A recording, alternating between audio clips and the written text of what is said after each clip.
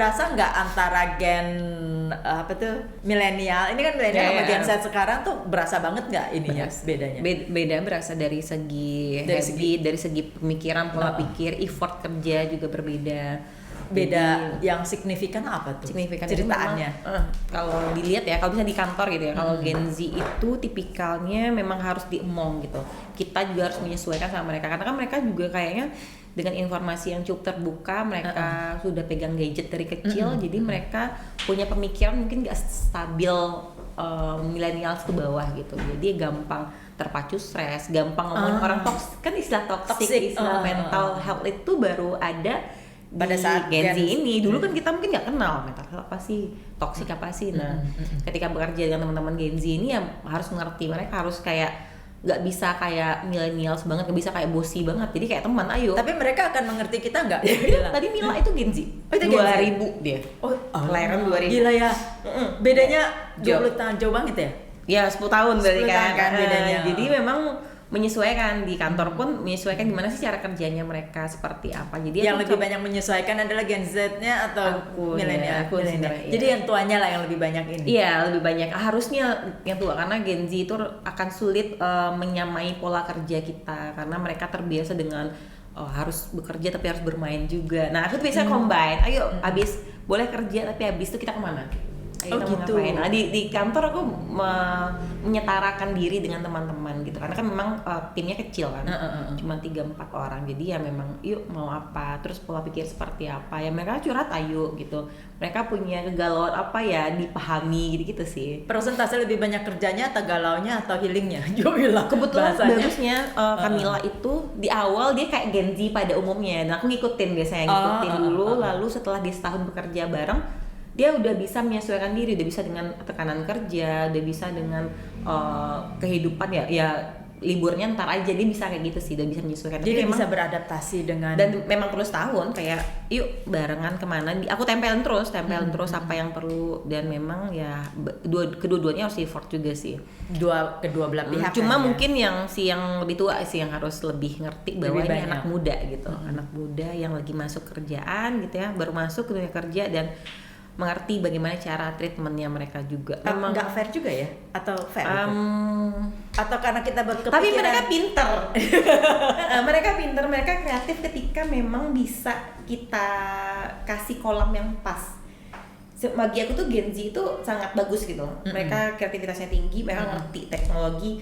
Millennials ngerti teknologi tapi nggak sedalam mereka, nggak sekreatif mereka gitu ya. Jadi ya tinggal ketika mereka dapat bos atau bisa pimpinan yang bagus ya mereka bagus gitu. Betul nggak sih kalau Gen Z itu tuh males banget kerja di kantoran? Sepertinya iya. Kayak aku tidak di kantor aku tuh bilang bahwa kita ini udah rentan stres, jadi aku tidak menuntut teman-teman kalau mau kerja seperti startup ayo, tapi kewajiban masing-masing pegang. Itu padahal perbedaannya cuma 10 tahun ya antara milenial sama Gen Z gitu ya? Iya. Antara 10-15 tuh bedanya jauh banget ya dulu. Jauh. Ingat nggak? Kalau kamu saya udah jauh berbeda ya. Maksudnya waktu gen baby boomer misalnya, baby boomer itu dengan orang tua kita kan rasa-rasanya mirip-mirip gitu loh. Iya. Cara tapi kita. kalau aku kerja juga maksudnya pas waktu selesai kuliah gitu ya, kerja dengan baby boomers gitu ya, banyak yang seumuran orang tua aku, tapi aku masih bisa menyesuaikan gitu. Mungkin kalau di kita di tengah-tengah ya, kita ngerasain dulu hidup tanpa TV. Mungkin aku masih hidup TV mungkin kayak TVRI gitu ya. Belum ada digital seperti sekarang banget. Jadi masih main di luar gitu. Dan masih ngerasain harus beli makanan tuh kayak harus ke warteg di jalan kaki. Kalau sekarang kan enggak. Belum ada ini ya. Handphone ada tapi enggak secanggih sekarang, enggak ada GoFood, enggak ada. Jadi merasain namanya effort dalam hidup, kayak kalau makan tuh butuh jalan, kalau mau beli makanan, kalau misalnya butuh sesuatu tuh butuh. Jadi nggak secepat ini. Mentalnya beda. Mungkin mental kita masih so-so aja sih, kayak dulu dimarahin guru tuh biasa. Maksudnya masih ada pernah ketemu dipukul tangannya sama guru. Sekarang kan Gen Z nggak bisa. Nggak bisa, itu udah bullying, apa tuh kekerasan. Padahal dulu kita ketawa-tawa aja gitu. Milenial tuh masih sempat kayak gitu. Jadi masih bisa menyesuaikan antara Gen Z sama baby boomers. karena ya kita ketemu dan pola pikirnya nggak beda jauh berbeda tidak, tapi berbeda iya, tapi nggak begitu jauh dengan baby boomers. Maksudnya masih punya ketahanan secara mental. Ini kita ngomong milenial dengan baby boomers kan ya. Nah sekarang milenial, kalau saya nggak ngomongin baby boomers deh ya, atau Gen Y segala macam, jauh banget dengan keadaan sekarang. Tapi antara milenial dengan Gen Z itu sendiri, nggak usah perbedaan. Ada nggak persamaan yang signifikan, yang kira-kira bisa disatukan gitu? Persamaan, sama-sama melek teknologi sebenarnya, ngerti teknologi, cuma nggak ini yang mereka gitu. Gen Z kan sangat ngerti banget kita ya. Ngerti, tapi tidak sampai menghabiskan waktu untuk itu. Kita masih punya part, kita harus bekerja, kita harus apa, jadi kesamaannya mungkin nggak terlalu. Kalau baby boomers jauh banget tuh, nggak ngerti. Gen Z, apa sih nggak ngerti, cuma kayak curious doang gitu. Kalau millennials masih ngerti. Kita bisa belajar dengan cepat gitu ya. Iya, kita bisa ngerti itu. Di teknologi itu masih nyambung di mereka. Di mental jelas nggak, karena kita nggak, aku dan teman-teman lah, kan mungkin nggak bisa mengeneralkan bahwa millennials Gen Z gitu ya. Tapi emang kita merasa bahwa di kantor, yang kalau millennials kan rata-rata udah head kalau di kantor-kantor gitu ya, udah pasti di manajemen gitu ya, dan mereka merasa udah leader gitu, hampir mungkin yang memang berkarir dari mungkin tahun-tahun 2000-an gitu ya, pasti udah di leader gitu ya. Mereka ngerasain bahwa kita butuh effort sih memang untuk memahami Gen Z, mentalnya mereka tuh perlu kita perhatikan gitu kan. Kalau kita nggak perhatikan atau kita pikir udahlah gampang sekali, dampak sama kitanya banyak banget. Iya, kalau bisa sebagai leader ya pekerjaan sih kita kan turnover buat keluar masuk karyawan tuh tinggi banget untuk Gen Z ini. Iya, karena mereka kalau udah toksik nih lingkungan, toksik kantornya keluar resign. Mereka nggak kepikiran bahwa kalau nggak ada kerjaan nanti makannya gimana. Nggak sejauh itu, mereka nggak sejauh itu, kecuali memang punya background mungkin mereka juga generasi sandwich gitu ya, atau memang tekanan hidup, atau memang terbentuk di keluarga yang sudah memikirkan hal itu. Sebenarnya Gen Z ini juga bisa bilang dari millennials juga. Millennials kan tahun 80-an kan. Jadi ya mereka juga dibesarkan oleh 80 ke 2024, kurang lebih 40-an tahun sekarang ya. Jadi berarti kan cut off-nya 50-50 lah ya. Berarti umur milenial 20, dianya baru mulai. Berarti benar yang tadi dibilang bedanya 10 tahun itu. Tapi kalau misalnya Gen Z itu survivalnya tinggi nggak sih sebenarnya? Nggak. Aku ngerasa sih enggak. Kalau Gen Z itu ya? Enggak sama sekali. Karena tadi mereka itu kan lahir udah pegang gadget, mereka terbiasa punya, kalau bisa baca-baca beberapa ini psikologi ya, mereka terbiasa punya sesuatu tuh nggak effort, kayak nggak perlu berjuang, karena semuanya sudah tersedia dengan gampang. Makanan gampang, pengen belanja sekarang gampang. Jadi mereka diasuh dan dibesarkan oleh teknologi. Informasi yang terbuka membuat mereka gampang banget menyerap semua informasi. Jadi gampang hoax itu, gampang stres. Kita dengar sekarang bahwa orang-orang Gen Z banyak yang bunuh diri. Umur ada yang SMA bunuh diri. Depresi. Iya. Kayaknya kejadian di tahun-tahun 90 deh. Karena informasi sekarang terbuka atau seperti apa. Cuma menurut aku bahwa bukan terkait dengan dulu mungkin nggak diberitakan, sekarang diberitakan, enggak juga sih. Tapi memang kayaknya milenials 90-an tuh nggak sebegitunya sampai harus bunuh diri gitu loh. Kita dimarahin itu udah biasa, kita punya orang tua yang keras sudah biasa, di lingkungan sekolah punya guru yang seperti itu ya biasa itu, ya udah dijalanin gitu. Tapi kalau Gen Z enggak, karena mereka terbiasa dengan mungkin informasi, mereka udah cari berarti gue depresi nih, self diagnosis, cari dokter psikolog kayak gitu. Kadang mereka mendiagnosa diri mereka sendiri, ya kan, walaupun sebenarnya karena informasi atau komunikasi itu terlalu semuanya bisa dicari Google. Depresi, nggak bisa tidur 3 hari, mungkin tanda-tanda depresi, gue depresi nih gitu. Jadi gimana dia survive ya? Kalau kita berpikiran nih, orang tua lah berpikiran kan apapun yang kita lakukan tuh perlu duit ya. UUD. Nah, kalau misalnya dia bete dikit keluar, aduh toxic nih keluar gitu ya. Terus ya kalau perubahan itu seperti kayak gitu-gitu tuh gimana? Sebenarnya mereka calon pebisnis sih. Mereka itu sebenarnya orang-orang yang bebas, bisa di lingkungan kantor, tapi mungkin rules-nya dan suasana kantor yang perlu diperhatikan. Tapi ya survive itu kan balik lagi ya, ketika mereka sudah mulai agak dewasa kali ya, mungkin mereka bisa menentukan bahwa ternyata memang dalam kehidupan ini harus realistis nih gitu. Sebenarnya kan kita kepentok sama realita belajarnya. Apa mereka bisa disebutkan kaum atau grup atau komunitas freelancer gitu maksudnya. Enggak juga ya. Iya juga. Nah, soalnya kan startup itu kan baru berkembangnya sekarang. Iya, baru sekarang. Iya, dari mereka yang sekreatif itu. Ya, ini kreatif satu hal, tapi daya tahan mereka Iya untuk sih, tapi memang perlu ya. diperhatikan bahwa kreativitas dan dunia kerja tanpa ketahanan mental itu tuh menurut aku juga nol sih. Nah, kalau yang Tiara lakukan sekarang itu developing membina teman-teman ya, yang Gen Z. membina Gen Z itu kan. Itu strugglingnya seperti apa? Enak banget ya Enggak. nanyanya.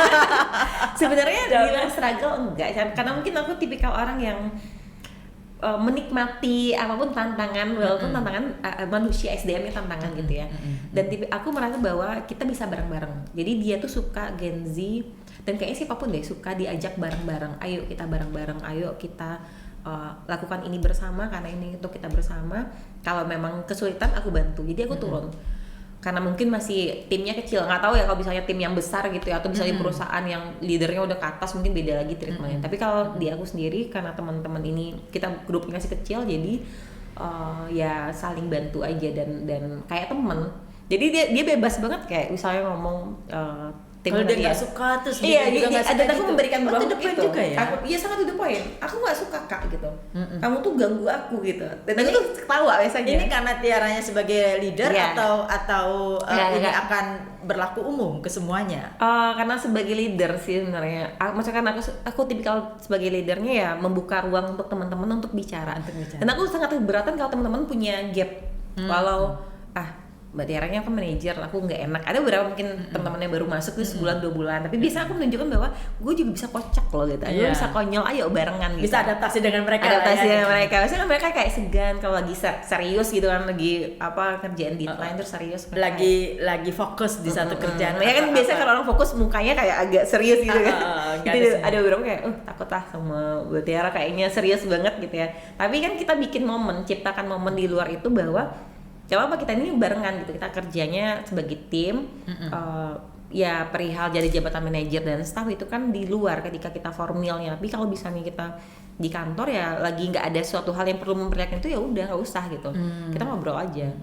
Bisnis atau kreativitas yang mereka lakukan itu berdampak dengan pengembangan kan ya, pengembangan bisnis ya.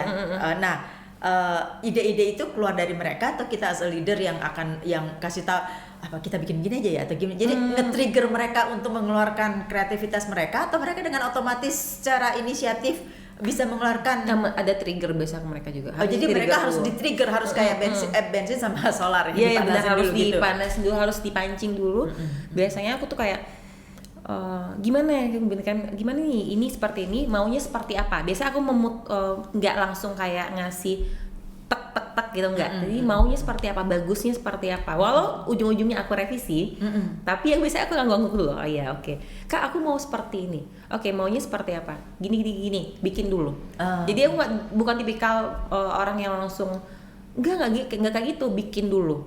Nanti kalau urusan salah belakangan kita revisi bareng. Kita kasih kesempatan dulu ke dia untuk mengeksplor. Karena kan kreativitas nggak bisa dibatasin di awal, nggak bisa dikotakin. Jadi biarkan mereka dengan pemikiran mereka dulu, setelah itu baru kita benerin. Jadi main developmentnya Tiara kepada mereka apa tuh? Lebih kemana? Jadi apa yang dikembangkan di mereka misalnya sih? Aku lebih ke aku suka melihat orang dari potensi masing-masing sih Mbak. Jadi tidak satu dan teman-temanku udah tahu bahwa aku dengan satu orang dan yang lain itu berbeda. Jadi bisa langsung berubah. Bisa dari satu tim yang ini Gen Z misalnya, ini milenial, saya ini mungkin lebih tua daripada aku. Ada beberapa kita, jadi ada yang Gen Z, ada yang seumuran, ada yang lebih tua. Nah dengan posisi aku sebagai leader gitu ya, itu biasa aku menempatkan diri beda-beda. Ini beda-beda ini karena bisnisnya beda-beda, line bisnisnya beda-beda atau satu? Kita satu line, tapi aku memposisikan diri tetap sebagai manajer, tapi sikap dan bagaimana cara berkomunikasi ku ubah. Ketika mungkin tadi ke tim Camilla, aku berubah di Gen, ya sosok caranya gitu, ya ngobrolin, ngomongnya apa, ayo gue juga masuk gitu, ngerti gitu. Ketika ngomongnya seumuran, mungkin dia orang yang agak kaku, ya udah mengikuti caranya dia. Dan lebih tua ya udah aku nggak akan, aku bisa marah sama Gen Z, marahin misalnya kayak nggak gini gitu, tapi sama yang ini bisa nggak gitu mas gitu. Jadi ada perbedaan komunikasi, perbedaan cara cara gestur tubuh. Biasanya aku menerapkan itu di mana aja sih, Bang? Kalau dikasih contoh nyatanya seperti apa tuh? Karena kan kalau kita bicara ini kan agak abstrak gitu ya. Misalnya produk apalah gitu ya yang sekarang yang Tiara develop kembangkan sekarang tuh apa gitu? Oke. Kalau sekarang kan kebetulan aku di Hub UMK Jakarta Raya. Nah, ini kita sebenarnya adalah satu program pengembangan UMKM, pemberdayaan UMKM. Jadi kita ada sekitar hampir 1.000 UMKM di bawah kita di Jakarta Raya yang kita bina. Wow. Nah, tim kami itu cuma berempat. 1.000 ini apakah ini semuanya Gen Z atau bukan? Wah, Gen Z-nya ada, milenialsnya ada, baby boomers juga ada. Oh gitu ya. Makanya aku selalu bilang teman-teman, ini kan UMKM kita juga berbagai latar belakang gitu ya. Jadi kita juga perlu menyesuaikan, bahkan dari materi yang kita berikan tuh juga menyesuaikan. Baby boomers kita nggak akan bisa bilang bahwa yuk bikin media sosial sekarang gitu tanpa kita harus kasih step by stepnya seperti apa. Kita harus benar-benar mendampingi teknologi apalagi karena akan berbeda cara pikir, cara bisnis mereka juga berbeda gitu kan. Mungkin ada yang melek tapi pasti butuh bantuan. Milenial bisa udah kita kasih materi yang mungkin yang sekarang ataupun materi agak berat gitu. Kalau Gen Z mungkin kita akan lihat lagi materi apa yang cocok. Jadi kayak gitu juga sih di pekerjaan, bahkan dengan teman-teman dari UMKM aku menerapkan itu juga. Bagaimana dengan orang dengan programnya atau pertama 4 orang dulu, SDM-nya 4 orang menangani 1.000 di bawah itu kan tantangan banget ya. It's a challenge gitu loh. Nah, itu satu. Terus kemudian dengan generasi yang 1.000 itu kan dengan generasi yang dari baby boomers sekali ya sampai Gen Z itu kan banyak sekali yang di antara itu yang kita harus juga bisa memahami. Iya, benar-benar. Jadi memang kita pakai program lah, pasti ada program yang kita sesuaikan juga. Jadi 4 orang ini ada 1.000 orang. Kita pakai sistem maksudnya. Kita dibantu dengan beberapa platform dari PLN juga, PLN Peduli. Jadi kita bisa mendata UMKM kita. Terus setelah itu kita bikin pelatihan yang memang menyesuaikan dengan backgroundnya mereka masing-masing. Kita ngomong sih basic skill, terus ada pelatihan-pelatihan yang sesuai dengan kompetensi juga. Yang kita nggak bilang secara menyeluruh kita akan bicara tentang ini baby boomers, millennials ataupun Gen Z. Tapi ketika pendampingan biasanya menekankan bahwa kalau orangnya tua bahasa senior ya kalau misalnya senior gitu ya, kalau memang berasa gitu baby boomers gitu ya, jangan pakai istilah yang terlalu berat gitu, jangan didorong terlalu keras untuk harus seperti ini banget gitu. Kan menyesuaikan berbeda. Pakai platform misalnya web PLN Peduli, mereka sudah datang kantor mereka ya didaftarkan gitu. Jangan Bu ini pasnya Ibu ini login sendiri, isi sendiri ya pasti nggak akan jalan gitu. Tapi kalau misalnya mungkin seumuran teman-teman yang udah di 90-80 masih bisa gitu ya. Kalau misalnya yang udah melek gitu ya. Tapi kalau Gen Z tinggal kasih aja gitu ya. Mereka pasti udah ngerti gitu. Jadi itu treatment itu tuh yang berbeda sih di pendampingan kami sih. Jadi lebih ke pelatihan atau pelatihan, pendampingan, terus juga kita ngasih teman-teman ini kayak fasilitas promosi dan bazar, event baik itu lokal maupun nasional. Bahkan ada kemarin internasional kita juga bantu. Oh gitu, di mana internasional maksudnya? Kemarin salah satu UMKM kita namanya Ichinogami di Bali. Tapi eventnya internasional, kita bantu juga untuk dorong mereka ke sana gitu. Jadi yang dibantu itu dari mana? Dari nol, misalnya saya nih ya mau melakukan sesuatu, apakah itu dari awal ide akan dibantu atau apa sudah ada produknya gitu? Iya, atau biasanya sudah ada produknya. Jadi kita kan buka pendaftaran, pendaftaran mereka jadi binaan kita, levelnya mereka tuh berbeda. Jadi buka pendaftaran untuk jadi mitra binaan. Jadi mitra binaan. Ya kita buka, terus ya itulah akhirnya ada 1.000 UMKM itu ya yang daftar di kita.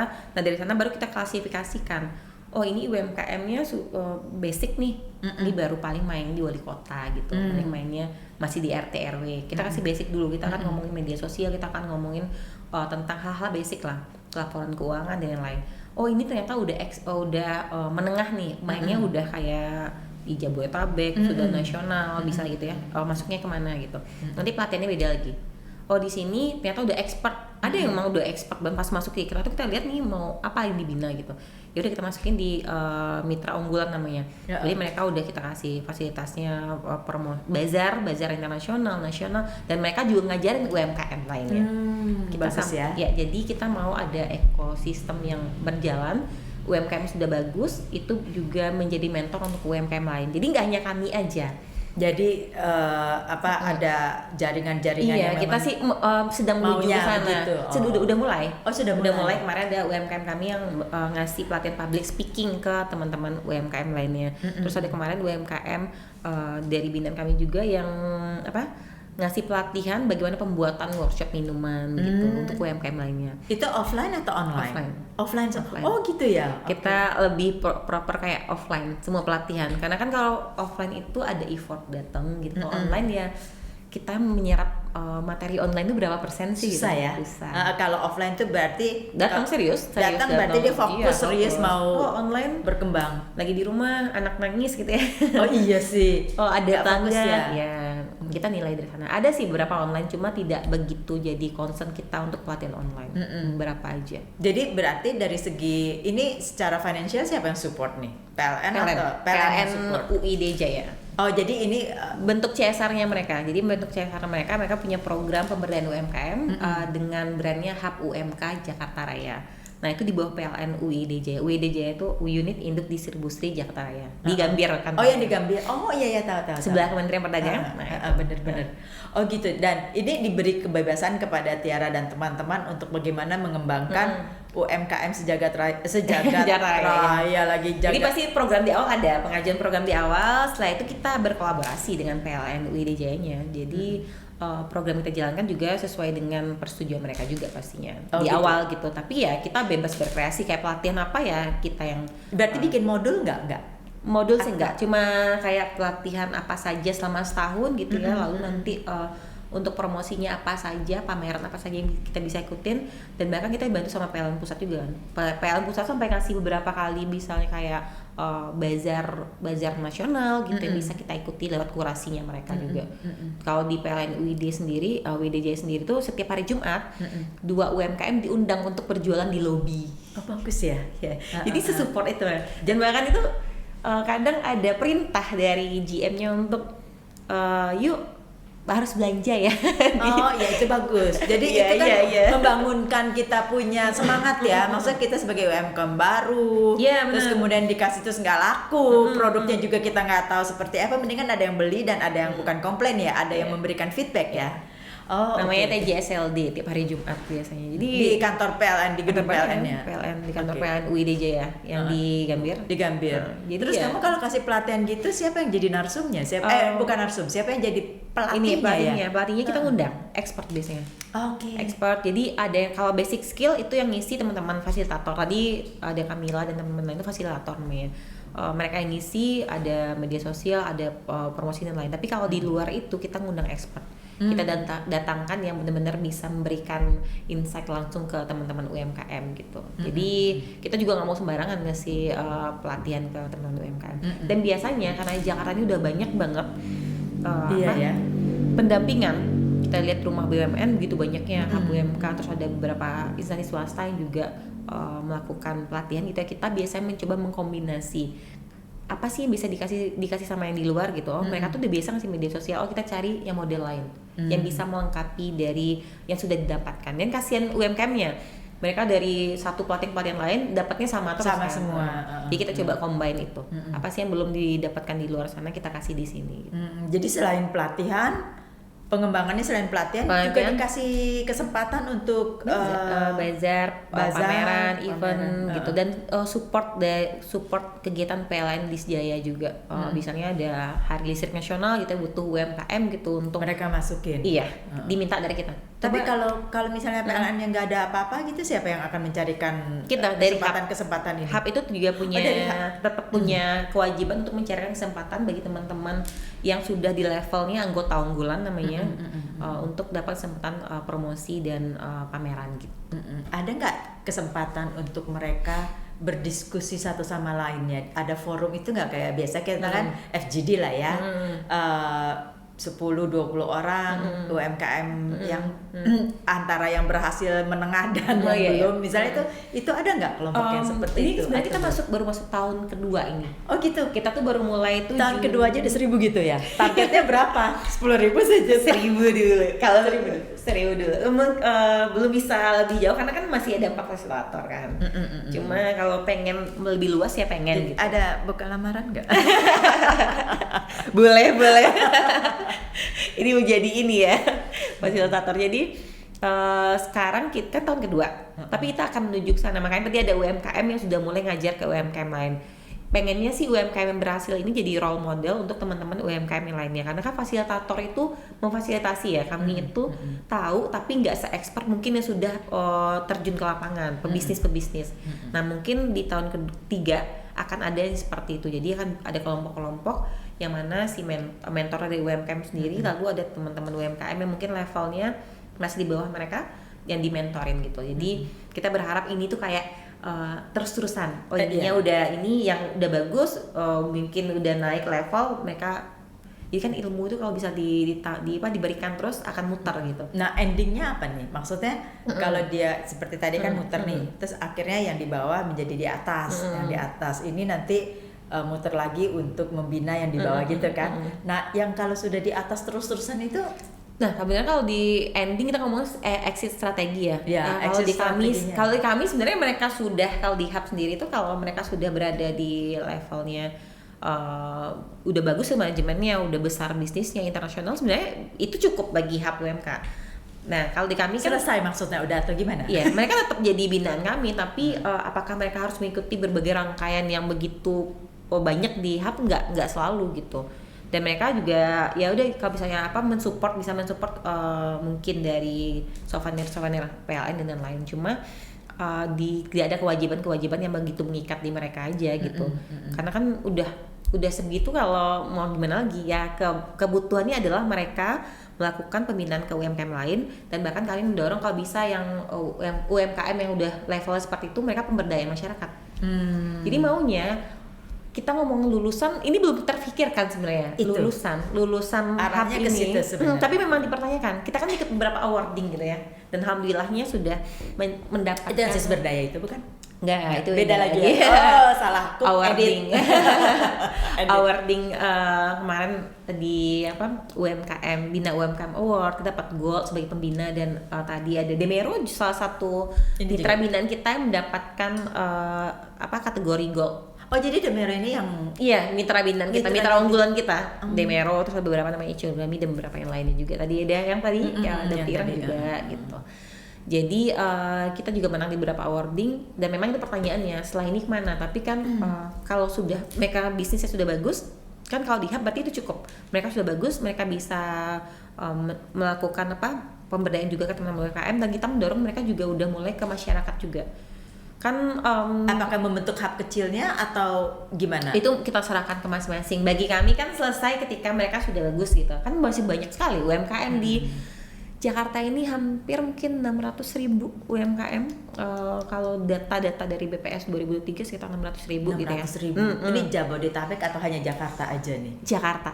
Gila ya, banget ya. Iya, 600.000. Itu mungkin belum terdata yang kecil-kecil gitu. Berarti kan. 1.000 tuh almost itu nothing gitu ya, enggak? Supaya nanti Tiara benar. banyak lagi yang memang mendaftar. PR-nya bukan hanya kami saja, tapi teman-teman RB yang lain, hub yang lain itu juga harus mulai menggemukkan. Maksudnya kalau mereka baru 300 UMKM yang dibina, ayo naikin sampai 1.000. Caranya bagaimana biasanya kita? Kan mereka masing-masing. Ya kalau kita sih di 1.000 ini kita coba maksimalkan dulu. Kalau sudah bagus, nah itu dia butuh orang-orang yang punya, mungkin UMKM ini punya CSR lagi. Kita berharap UMKM punya CSR sendiri.